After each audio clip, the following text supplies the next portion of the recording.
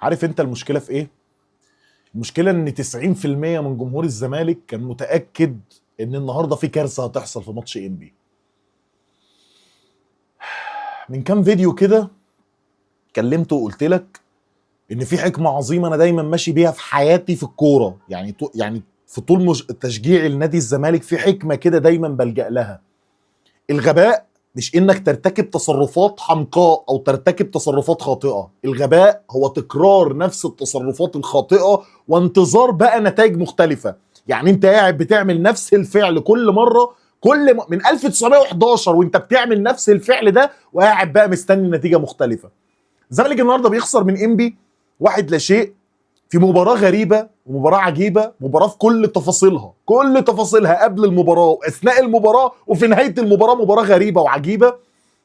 الزمالك بيخسر من انبي كورة. الزمالك كان أوحش بكتير جدا النهاردة من أي ماتش أنت اتفرجت على الزمالك فيه. الزمالك النهارده ارتكب كل موبقات الكرة على مستوى كل العناصر، على مستوى المدير الفني، على مستوى اللعيبة، على مستوى تفاصيل المباراة والتعامل مع احداث المباراة بشخصية لاعب عايز ياخد الدوري. كل ده ما كانش موجود النهارده. كل اللي كان موجود تصرفات غبية في كل عنصر موجود في المنظومة.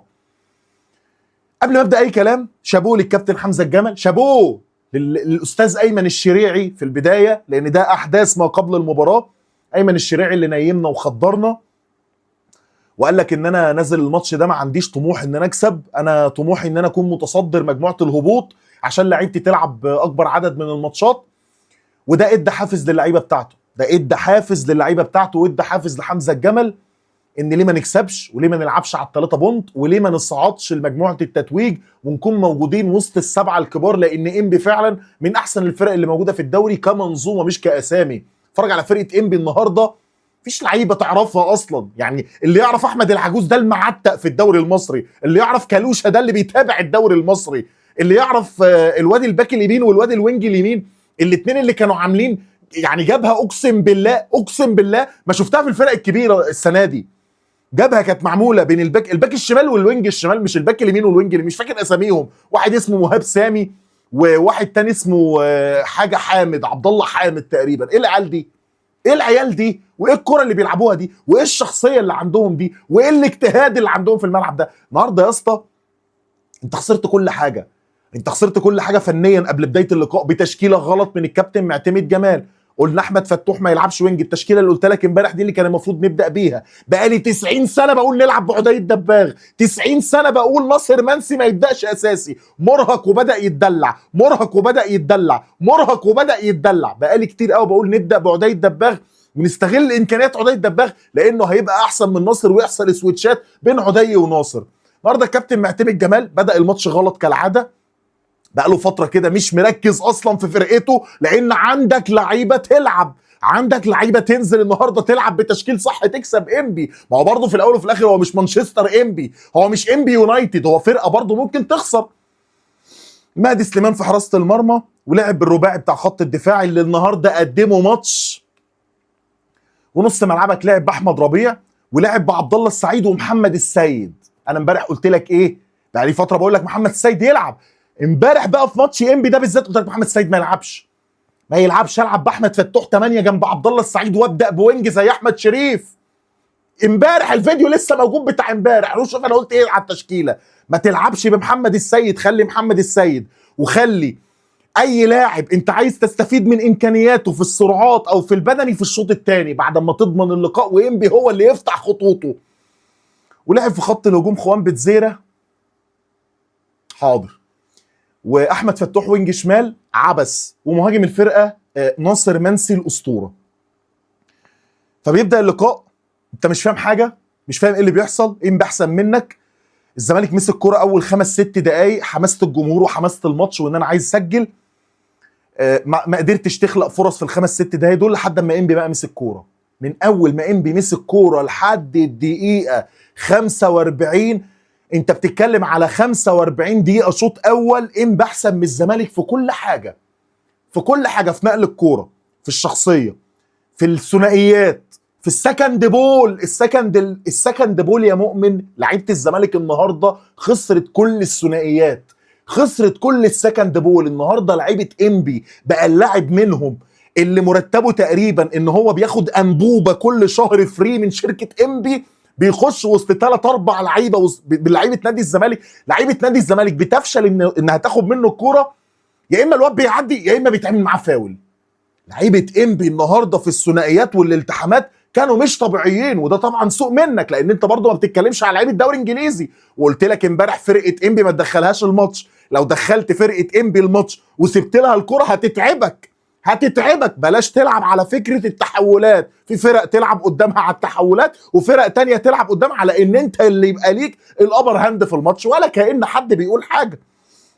فالمهم بكلمك في الشوط الاول انبي احسن، انبي بيجي له ركله جزاء. سيبك من طارق مجدي، يعني سيبك من طارق مجدي وان ضربه الجزاء الاولى دي من وحي خياله. انت وحش ما تتكلمش على حكم، انت وحش. ضربه الجزاء الاولى مش ضربه جزاء، وبعدين طب ما الثانيه ضربه جزاء، اعتبر ان الثانيه دي اللي اتحسبت وجي منها الجول. فانبي بيجي له ركله جزاء مش صحيحه طبعا، الواد بتاع انبي اتكعبل في الكوره، اتحسبت ضربه جزاء وما اتعملش عليها تشيك من الفار، وده غريب جدا بالنسبه لي. والثانيه ما اتعملش عليها تشيك من الفار، لكن ضربه الجزاء بتاعت نهايه الماتش بتاعت الزمالك اتعمل عليها تشيك من الفار. فالمهم بيخش احمد العجوز بيشوطها، بيحاول مهدي سليمان انه يصدها، ولكنها بتخش جول. الماتش اصلا تفاصيله كلها بتقول ان هو مش عايزك، يعني ال 90 دقيقه بتقول انت نازل الماتش ده تخسره، سكريبت الماتش مكتوب انك تخسره. ماتش اصلا ككوره مش عايزك. حتى الصدفه والحظ اللي مشيوا معاك كتير قوي ولحقوك كتير قوي قبل كده مش هتفضل تديك على طول، يعني هي مش اسهال. فزي ما الكوره اديتك النهارده اديتك ظهرها شويه. فالمهم انبي بيسجل الاول، وانبي بيفضل مسيطر على الشوط، يعني حتى ما فيش رد فعل من لعيبه الزمالك. لعيبه الزمالك واقف في الملعب، باصات غلط، التحامات غلط، فاولات غريبه، تطويل كرة في رجلك بشكل بشع، لحد ما بشاعه بتحصل من محمد السيد في كرة ركنيه لانبي، وبياخد الكرة بيحاول يعدي بيها، كلها خلاص، كلها فاكره نفسها بدري وجافي وفالفيردي وايرلينج هالاند عندنا في خط الهجوم، كلها افتكرت انها نجوم بقى، كلها افتكرت ان انا هقدر استلم كرة واعدي من 1 و2 وانا احسن لاعب في الدنيا. فمحمد السيد بيحاول، بتتقطع منه، الواد بيخش ال 18. محمد السيد بكميه غباء تخليه يتحبس، مش تخليه يقعد دكه الماتش يتحبس بسبب الغباء في كرة زي دي، نفس الغباء بتاع محمد شحاته، وده قلته لك برضو لو تفتكر. فمحمد السيد بيلبس الزمالك ضربه جزاء ثانيه. انا قلت خلاص ضربه الجزاء دي لو جت كل سنه وانت طيب، هنبلع سكور من انبي، هتفضل تحزق مع توتر الماتش، مع فكره احتياجك لل3 نقط، مع فكره انك عايز تستغل تعثر المنافسين. محمد السيد بيلبسنا ضربه جزاء، من فضل ربنا بيخش الواد كالوشا اللي كان ضاع ضربه جزاء قبل كده قدام الاهلي، بيشوطها في العارضه وبتنزل على خط المرمى، ما بتخشش جول. فبقول الحمد لله، شخصيه اللاعب بقى، ارجع بقى في الماتش بقى وحاول تتفوق في الماتش، حتى في الثنائيات حسسني انك احسن منهم فنيا في الملعب. مفيش خالص، كل اللعيبه بره نطاق الكوره. مدافعين النهارده مش مركزين، محمد اسماعيل مش مركز، حسام عبد المجيد مش مركز، اللهم محمد ابراهيم اللي عمل شوط اول كويس، محمود بنتايج كان ضايع النهارده، نص الملعب. احمد ربيع ده طلع ليه اصلا؟ هو احنا كل ما نتزنق في حاجه معينه نروح مطلعين احمد ربيع؟ طب لعبت بمين 6؟ يعني حد يقول لي النهارده كنت بلعب بمين ديفندر؟ انا بلعب ب4-2-3-1، دي خطه لازم يكون فيها ديفندر، لازم يكون فيها لاعب بيساند المنظومه الدفاعيه عشان دفاعي ما يبقاش مستباح زي ما حصل كده في الشوط الثاني في هجمات انبي المرتده. مفيش ديفندر، بلعب بعبد الله وفتوح وادم كايد. شوط اول بيخلص 1-0 لنادي انبي، والتوتر بقى شغال. قاعدين طبعا بنتكلم على ان الكابتن طارق مجدي تحس ان هو متحفز ضد الزمالك سنه، بس انا مش هتكلم على الحكم، انا مش هجيب سيره الحكم. ما انت عندك مجلس الاداره الدنيا معاه تمام، هو مجلس الاداره بيعترض على حكم ولا بيعترض على غيره ولا بيعمل حاجه اصلا؟ ما علينا، الحكم ظلمني احسن، ولو كان جاملني كنت هفرح. فالمهم بيبدا الشوط الثاني بتغييرات غريبه، بيطلع احمد ربيع وبينزل ادم كايد. طب مين 6 يا كابتن معتمد؟ مين الديفندر؟ مفيش ديفندر، هلعب الكل في الكل. طب هنلعب بقى كوره؟ لا برضه. ادم كايد نازل من بعد ما رجع من الاصابه. يا جماعه النهارده لعيبه الزمالك، انا عايز اشوف احصائيات، انا ما لحقتش اتفرج على الاحصائيات، انا الماتش خلص فتحت الكاميرا. انا اكاد اجزم ان ما لا يقل عن 60% من باصات لعيبه الزمالك النهارده غلط. 60% من الباصات غلط. وايه الفكره؟ ان انا برضو انا دي مش فاهمها. انا نازل الشوط الثاني طبيعي انبي هيأمن دفاعات ويلعب على المرتدات، فانا بحاول على قد ما اقدر ان انا اتحرك بالكوره لابعد نقطه في الملعب عشان اخلق حلول هجوميه بالمحاور اللي عندي. ايه الفكره؟ ان محمد اسماعيل وحسام عبد المجيد وعبد الله السعيد وادم كايد واحمد فتوح كلهم بيلعبوا على اللونج بول قدام فرقه بتلعبك ب5 مدافعين يا مؤمن، 5 مدافعين، وبلعب على اللونج بول ليه؟ اللونج بول دي هتفيدني بايه؟ والمشكله ان اللونج بول بتوصل بقى لمين؟ بتوصل لكابتن ناصر منسي. كابتن ناصر منسي اللي النهارده عمل ماتش من اسوأ ماتشاته، وطبيعي جدا زي ما بندعمك في الحلو يا ناصر هننتقدك في الوحش. فكره ان انا وصلت لمرحله ان انا خلاص احسن مهاجم في مصر وان انا لازم اروح المنتخب وكل جمهور الزمالك بيدعمني. النهارده ناصر منسي عمل كل موبقات كره القدم، كل الموبقات. ناصر منسي عايز ينزل يستلم في نص الملعب ويلعب بكعبه، عملها مرتين، مره منهم جلت. عايز يستلم على حدود ال 18 بيستلم استلامه بصدره غريبه قوي يا جدعان، الكره بتطلع للدور السابع، تحس انه بيستلم كتب، تحس انه بيستلم شقه في الاسكان الجديد. ايه اللي انت صدرك خشب يا ناصر. بيستلم كره تطول منه لحد ما 2 مدافعين يقربوا، يا ابني باصي، يا ابني طلع حد من زمايلك. لا. فبيبتدي الشوط الثاني، بتيجي كوره عند البرازيلي خوان بيتزيرا. كلمتك في ايه انا امبارح، وكلمتك في ايه الماتش اللي فات، وكلمتك في ايه في الماتش اللي قبله، وكلمتك في ايه في ماتش كايزر تشيفز، وكلمتك في ايه في ماتش الاهلي، وكلمتك في ايه في كل ماتشات نادي الزمالك. الزمالك عنده مشكله مرعبه وخصوصا عند خوان بيزيرا في الفينش. خوان بيزيرا بينطلق انطلاقه بيوصل لحد الحارس عبد الرحمن سمير وبرضه بيضيعها. كوره كانت كفيله انها تركبني الماتش نفسيا على لعيبه انبي، لان لعيبه انبي عايزه تكسب عشان تكون موجوده في السبعه، فهتفتح خطوطها، فانت هتلاعبهم بقى بالمرتدات. كوره بيزيرا دي كانت كفيله النهارده انها تكسبني.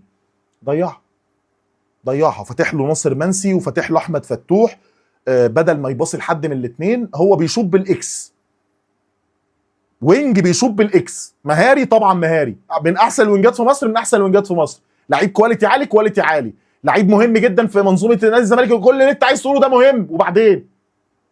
وبعدين هل كل ماتش انا مطالب ان انا ابقى قاعد بتفرج على حرقه الدم في كل فرصه بتوصل لاخوان بيزيرا وبيضيعها؟ مين يا جماعه؟ قلت لك وديه عند ماهر محسن. انا قلت لك في فيديو من الفيديوهات خد خوان بيزيرا وناصر منسي وخد اللعيبه اللي مش قادره تفنش وديها للكابتن ماهر محسن.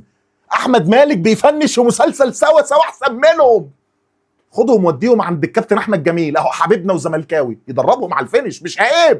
مش عيب لعيبه عندها نواقص في البروفايل بتاعها، لعيبه هتخسرني البطوله. ما علينا.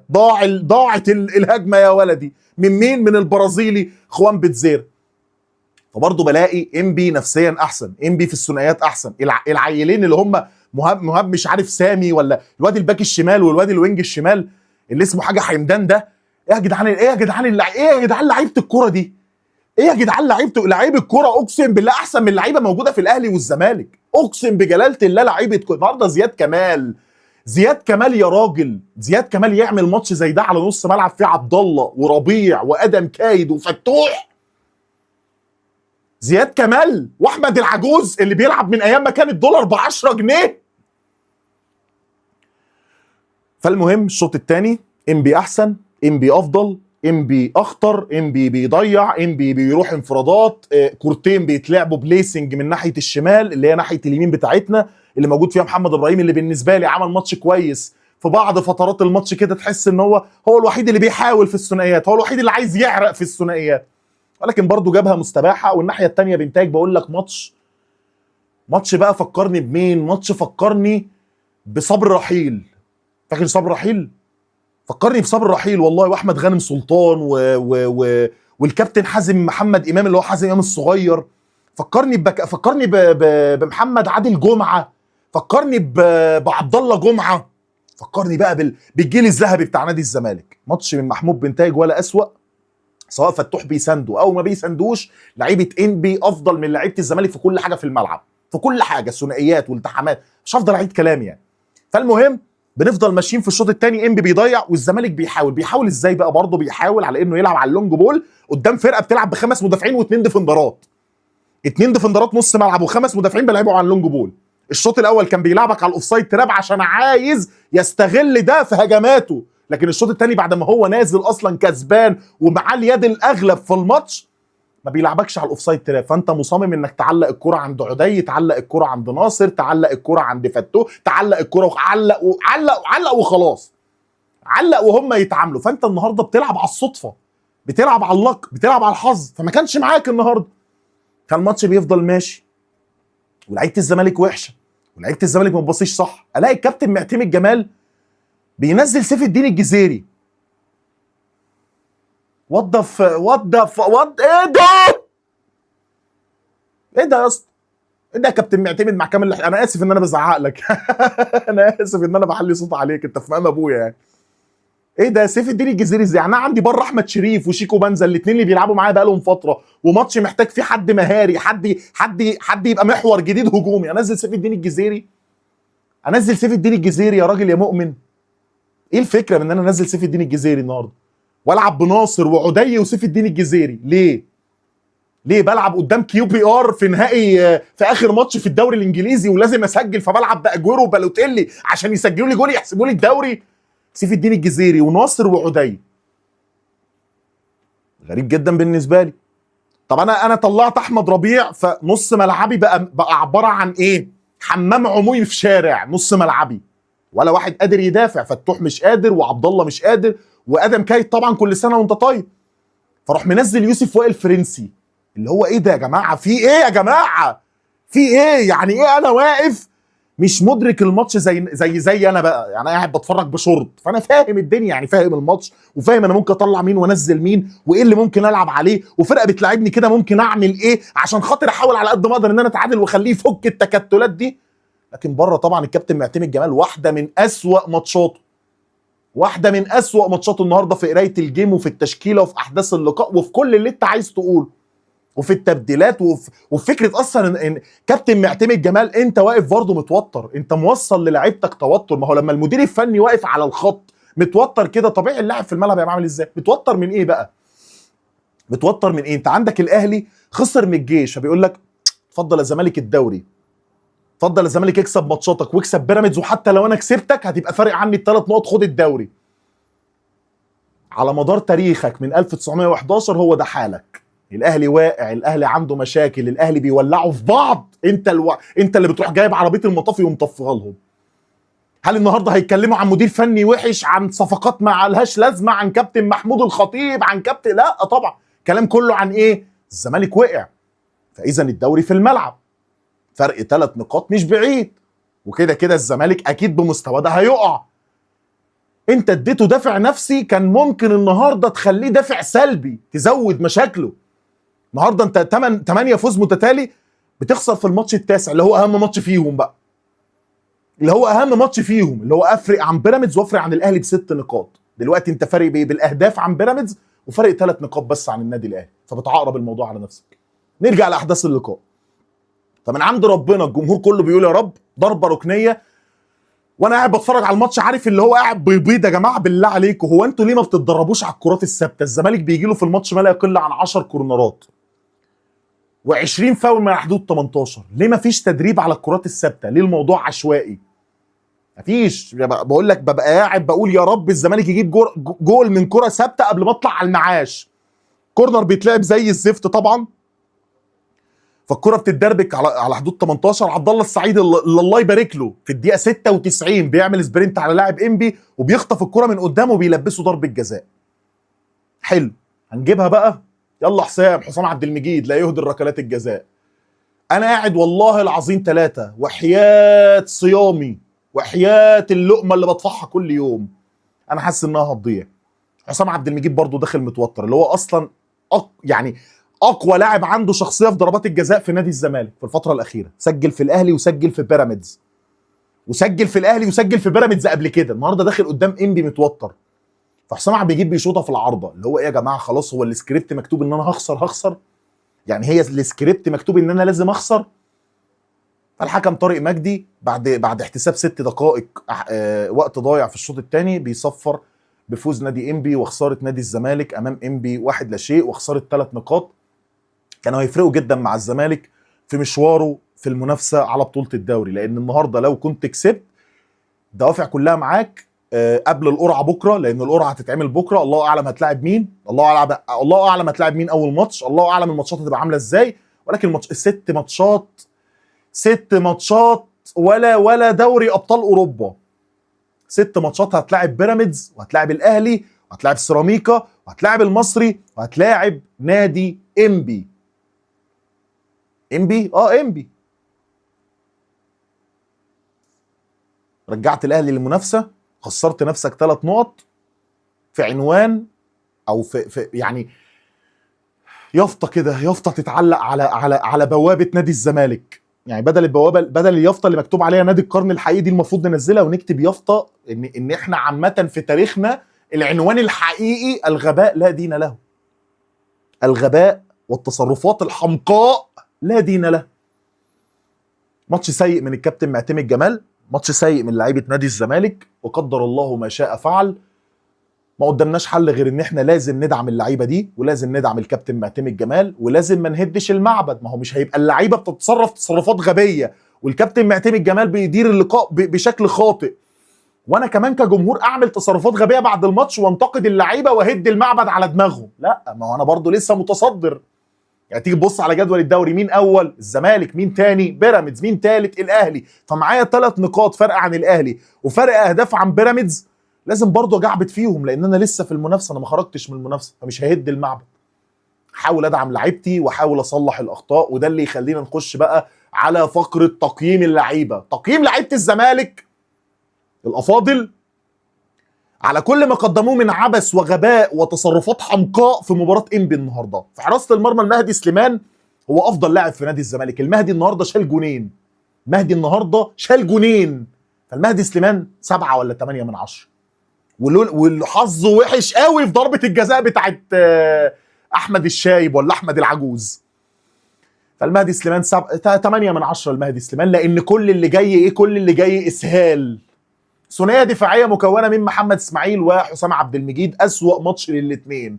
محمد اسماعيل 3 من 10، وحسام عبد المجيد قبل ما يضيع ضربه الجزاء كان زيه زي اسماعيل 3 من 10، بعد ما ضيع ضربه الجزاء سالب 3 من 10. سالب 3 من 10 حسام عبد المجيد. يا اخي اتقي الله، الدقيقه حاجه و90 بتلعب ضربه جزاء قدام جمهور الزمالك وبتضيعها كده يا حسام. ماشي، انت انضف يا عم حسام. باك يمين محمد ابراهيم، شوط اول 4 من 10 عشان بس الزيادات الهجوميه وفكره الالتحامات اللي بيعملها محمد ابراهيم. باك شمال محمود بنتايج، او باك شمال مين؟ باك شمال محمد عادل جمعه. ده مش محمود بنتايج، ده مستحيل يكون محمود بنتايج. 1 من 10 محمود بنتايج، لانه اكيد بصه صح في الملعب. يعني اكيد محمود بنتايج النهارده سلم كره صح، عدا ذلك كل حاجه قرف. 1 من 10 محمود بنتايج. نص الملعب احمد ربيع، 2 من 10 احمد ربيع. وبرضه ما اعرفش ليه طلع بين الشوطين، ليه العب من غير 6 في ماتش زي ده؟ انا بحاول اسيطر فيه على نص الملعب، مش فاهم. 2 من 10 احمد ربيع. لعب جنبه عبد الله السعيد، 2 من 10 عبد الله السعيد. احمد فتوح، 2 من 10 احمد فتوح. سيء جدا النهارده احمد فتوح، واتظلم انه بدا وينج وهو اصلا مش فاهم هل انا وينج ولا محمد السيد هو اللي وينج. محمد السيد او محمد شحاته الصغير. انت اختلفت يا عم محمد شحاته، ما هو نفس التصرف الغبي اللي عمله محمد شحاته الماتش اللي فات واعتذر على اساسه انت عملته النهارده. يا جماعه انتوا مش لعيبه بتلعب دوري اسباني، انتوا مش اعلى لعيبه كواليتي في مصر، انتوا لعيبه يجي منكم لعيبه بروميسنج، مش لعيبه جباره. انت مش بدري يا ابني، انت مش فالفيردي يا حبيبي. محمد السيد النهارده زفت من 10. خط الهجوم سيب لي البرازيلي ده، سيبهولي للاخر. ناصر منسي برضو. ياه، ناصر منسي الاسطوره. ناصر منسي الاسطوره. مش هقدر اقيمك، جمايلك كتير عليا فرصيدك يسمح لك. يعني تقييم ناصر منسي النهارده رصيدك يسمح لك من 10 على مضض. ناصر وانت بتستلم، انت مش بتستلم كتب، انت مش بتستلم شقه من بنك التعمير والاسكان. العب يا ناصر مع الناس يا ناصر، عشان برضو الدنيا احنا عارفين ان ليها سقف. احسن مهاجم في مصر على راسي، جزمتك في بقي. والبرازيلي خوان الفينا بيتزيرا. صمت الحملان. النهارده ضيع كوره لسه مكلمك عليها. مش كل ماتش يا اسطى، ما هو مش كل ماتش. ولما كنا بنكسب وكنت بديك تقييم 4 5 من 10 الناس كانت بتقول لي وانت عبيط ولا انت ما بتفهمش كوره. يا جماعه كل ماتش بيضيع انفراد ولا 2 ولا 3. وبعدين الكوره اللي ضيعها النهارده دي كانت كفيله انها ترجعني في الماتش وتخليني اكسب الماتش. انت متخيل الكوره اللي ضيعها دي لو بصاها لناصر منسي ولا لعبها بالعرض لاي حد او حطها تشبايه لانه برازيلي؟ تقييم خوان بيتزيرا بامو من 10. نزل من على الدكه ادم كايد 0 من 10. طري قوي يا ادم، طري قوي يا ادم، طري. ده انا قلت ان انا بقى لما اشوف ثنائيه ادم كايد وفتوح دي في نص الملعب هتفرج على نص ملعب سينمائي. 0 من 10 ادم كايد، او هوز من 10 ادم كايد.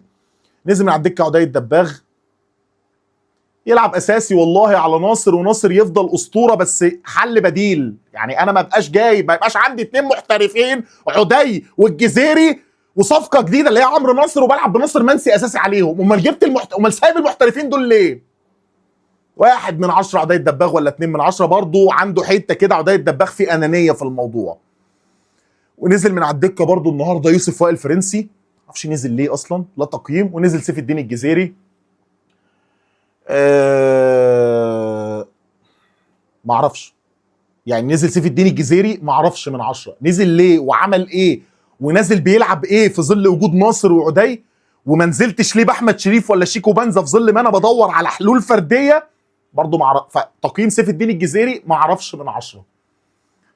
بس كده. في حد تاني نزل؟ ولو حد تاني نزل هي فارقه؟ يعني هي فارقه يا اسطى لو انت بتتفرج على التقييم بس داخل على اي منصه، لان انت هتشوف التقييم ده على منصات تانية في فيديو كامل على اليوتيوب في بقى كل تفاصيل المباراه وتفوق حمزه الجمل، تفوق واضح وتفوق فني وتفوق يستحق عليه انه يكسب نادي الزمالك النهارده على حساب الكابتن معتمد جمال اللي ادار اللقاء بشكل سيء جدا. بس كده، ما عنديش حاجه تانية اقولها. اسف يا ابني ان انا مضيع وقتك ومضيع 27 دقيقه من يومك، و27 دقيقه من سحورك، و27 دقيقه من قعدتك مع اصحابك على القهوه، و27 دقيقه وانت عايز تتفرج على تحليل مثلا لمباراه ريال مدريد ومانشستر سيتي او مباريات ليالي دوري ابطال اوروبا. ولكن احنا بتوع البلدي وبتوع الكره المصريه. خسرنا 3 نقط. مش نهايه الكون، مش نهايه الدوري. ما خسرناش الدوري، احنا لسه متصدرين. بنتكلم على قد الحدث، بنفرح على قد الحدث. ما تفرحش، تهالك من فيديوهين. ما تفرحش، ما عملناش حاجه. ما تديش اللعيبه دافع بزياده يرجع علينا بالسلب. ما خدناش الدوري، موسم اصلا كارثي على نادي الزمالك. ده بطوله الدوري دي بطوله اعجازيه واستثنائيه ولكن تنقذ بيها الموسم. تفرحش زياده يا اسطى، افرح على قد الماتش وما تزعلش زياده برضو. يعني حاول زعلك برضو على قد بكره. يعني لحد القرعه خلاص، ماتش انبي خلاص يقفل صفحته. نشوف الدور الثاني ايه اللي هيحصل، ونشوف نادي الزمالك هيعمل ايه في الفتره الجايه. ما عنديش حاجه تانية اقولها غير هارد لك لكل جمهور نادي الزمالك. زعلانين ومتضايقين، ماتش كان يفرق معانا قوي في المنافسه ولكن مش نهايه المشوار. وان شاء الله الزمالك يرجع تاني. يعني الماتش النهارده برضو بعيدا عن كل السلبيات اللي انا بقولها في شق ايجابي، ان الماتش جاي في نهايه الدور الاول فيخليك تنزل الدور الثاني فايق. النهارده الكره ادت لعيبه الزمالك حته قلم بظهر الايد، قلم خدامين فوق انت ما عملتش حاجه فوق. فقلم الخدامين ده ان شاء الله يكون مساعد لنادي الزمالك في اللعب بجديه وبرجوله في ماتشات الدور الثاني، عشان نشوف الزمالك هيعمل ايه في بطوله الدوري. انت فارق عن الاهلي دلوقتي 3 نقط وفارق عن بيراميدز بفارق الاهداف.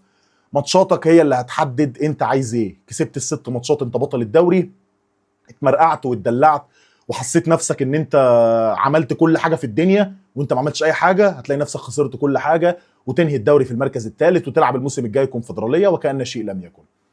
شكرا ليك. ولو عجبك كلامي هستأذنك انك تسيب لايك على الفيديو وتسيب كومنت عامه برأيك عن كلامي او رأيك عن المباراه. وبس كده، وتأكد انك عامل اشتراك في القناه، سبسكرايب ومفعل زر الجرس. وشكرا على كل اللي بتعمله معايا في الفتره الاخيره هنا على اليوتيوب، ونلتقي على خيرة الله باذن الله في فيديوهات قادمه. والسلام عليكم ورحمه الله وبركاته.